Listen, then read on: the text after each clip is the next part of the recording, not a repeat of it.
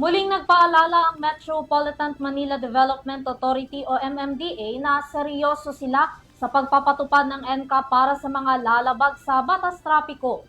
Kaugnay niyan, inilabas ng MMDA ang pinakabagong listahan ng mga nangungunang traffic violation na hindi rin biro ang karampatang multa na ipapataw.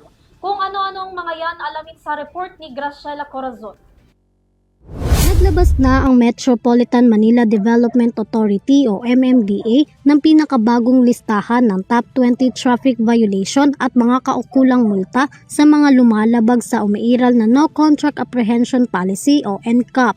Kabilang sa mga traffic violation na may pinakamabigat na multa ay hindi paggamit ng crash helmet na may parusang 1,500 sa unang paglabag, 3,000 naman sa ikalawa at 5,000 sa ikatlo, habang sa ikaapat na paglabag aabot sa 10,000 ang multa. Kabilang din sa mga ito ang reckless driving na may multang hindi bababa sa 1,000 sa una at pangalawang beses ng paglabag at 2,000 naman sa ikatlong beses. Ang paglabag sa truck lane at unattended illegal parking ay pareho ring may multang 2,000 bawat insidente at kasama ang impoundment ng sasakyan para sa illegal parking.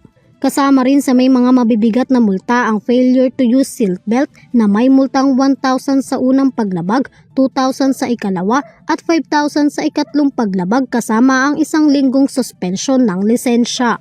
Samantala, batay sa ulat ng MMDA sa unang araw ng pagpapatupad ng NCAP, umabot na sa mahigit 1,000 ang kabuuang bilang ng traffic violation na nilabag ng mga motorista. Kabilang sa mga karaniwang naitatala na lumalabag sa monitoring sa ilalim ng NCAP ay hindi pagsunod sa mga traffic sign at mga illegal na paggamit sa EDSA busway.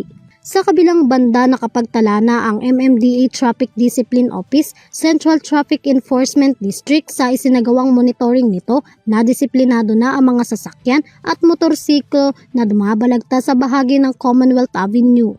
Ang NCAP ay ginagamitan ng CCTV, digital camera at iba pang teknolohiya upang huliin ang mga lumalabag sa batas trapiko. Patuloy naman ang paalala ng MMDA sa mga motorista na sumunod sa batas trapiko kahit sa maliit na paglabag ay maaaring magdulot ng panganib sa kalsada at batas trapiko. Para sa EuroTV News, Graciela Corazon, sumasaludo sa bawat Pilipino.